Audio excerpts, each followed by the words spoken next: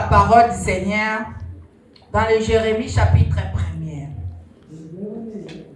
La parole de Dieu dit ceci. Non, chapitre 4, pardon. Afin que je t'ai formé dans le ventre de ta mère, je te connaissais avant que tu fusses sorti de son sein. Donc Dieu, c'est lui qui est le créateur, c'est lui qui nous a créés. Parce que lorsque nous faisons les projets, tu fais les projets, tu dis, à 2023, mois de juillet, je vais faire ça, je vais faire ça. Tu es en train de préparer comment tes projets, ça va s'accomplir, ça va réaliser. Alors Dieu, lorsqu'il nous a créés, il a déjà un projet pour nous. Il nous a déjà choisi. Lorsque tu viens dans ce monde, il sait déjà ta mission c'est quoi. Qu'est-ce que tu es venu faire dans ce monde? Alors, on a vu la naissance de Jésus. Le mage suivait les étoiles. Parce qu'il savait déjà qu'un roi qui vient se naître, on va aller le voir. Alors les ténèbres bien-aimés dans le Seigneur, ils connaissent nos étoiles depuis bas âge. C'est pour cela que nous sommes combattus depuis l'enfant, depuis dans le ventre de ta mère.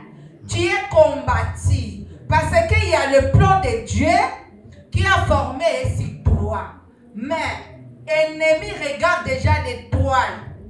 Il regarde l'étoile parce qu'il sait déjà ton étoile. Si ça brille, tu vas sauver beaucoup de personnes. Alors c'est pour cela qu'il faut te combattre depuis le ventre de ta mère. Mais Dieu bien-aimé dans le Seigneur, Jérémie avait eu peur en disant, je suis qu'un enfant, je ne sais pas parler. Alors lorsque Dieu t'appelle, il faut enlever la peur. Parce que c'est Dieu-là qui t'appelle, il te donne la promesse, il te donne la provision. Parce que là, on attend la promesse, il est en train de l'assurance, il est en train d'assurer Jérémie en disant que avant que je t'ai formé dans le ventre de ta mère, je te connaissais et avant que tu fusses sorti de son sein, je t'avais consacré. Donc Jérémie pour lui, il ne croyait pas qu'il était déjà consacré. Mais Dieu, il a déjà consacré Jérémie depuis le ventre de sa mère. Alors, bien-aimé dans le Seigneur, Jérémie répondit, « Ah, Seigneur l'Éternel, voici, je ne sais point parler, car je suis un enfant. » L'Éternel lui dit, « Ne dis pas ça. Ne dis pas que tu ne sais pas parler. » Parce que c'est Jésus qui donne la parole. C'est Dieu l'Éternel, le Créateur, c'est lui qui donne l'onction. L'onction, ça ne vient pas d'un homme. L'onction, ça vient de l'Éternel. Alors l'Éternel, comme lui savait, c'est lui qui est au-dessus de toutes les choses. Parce que le souffle de vie que nous respirons tous les jours, c'est lui qui nous renouvelle ça tous les jours. Il a assuré Jérémie en disant que ne dis pas ça, je suis un enfant. Quand tu iras vers tout ce qui est auprès de qui t'enverrai et tu diras tout ce que je te donnerai. Dieu, il donne ultimatum à Jérémie. Il a dit, tu vas partir partout. Mais toi, tu vas faire seulement ce que moi, je te demande de faire.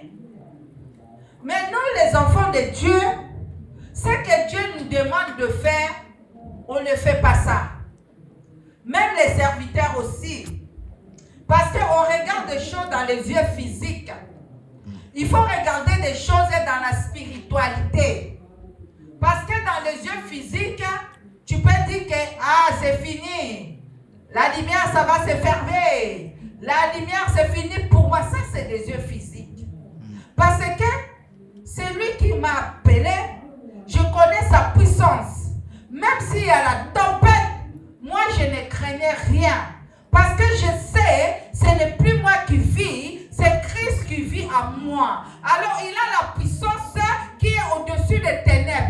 Alléluia. Amen. Alors je ne craignais rien. Écoutez seulement ce que Dieu te parle.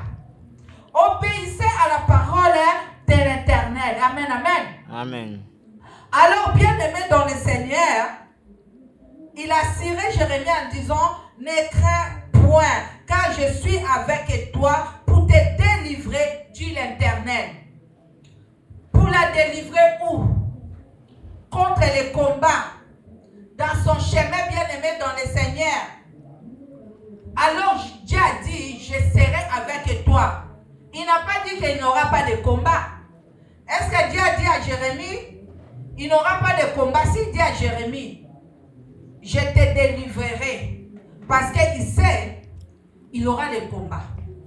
Alléluia. Amen. Mais Jérémie ne craint rien parce que je serai toujours à côté de toi pour te délivrer. Dieu assure Jérémie, il donne l'assurance à Jérémie, bien-aimé dans le Seigneur. Alors, bien-aimé dans le Seigneur, verset 9, il dit, puisque l'Éternel a tendu sa main et toucha ma bouche, et l'Éternel me dit, voici, je mets mes paroles dans ta bouche. Alléluia. Amen. Dieu a mis la parole dans la bouche de Jérémie. Parce que Jérémie se plaignait, je ne sais pas parler, je n'arriverai pas. Dieu a mis la parole. Alors, dès qu'il a mis la parole de puissance et bien-aimé dans le Seigneur, Jérémie est parti. Alléluia. Amen. Il a obéi à Dieu. Bien-aimé dans le Seigneur, Dieu, on retourne vers Jérémie parce que vous méditez ça calmement dans la maison à 1 Samuel pour voir comment Dieu nous a aimés. Des choses de Dieu, ça ne vient pas au hasard. Là, on a lu pour Samuel.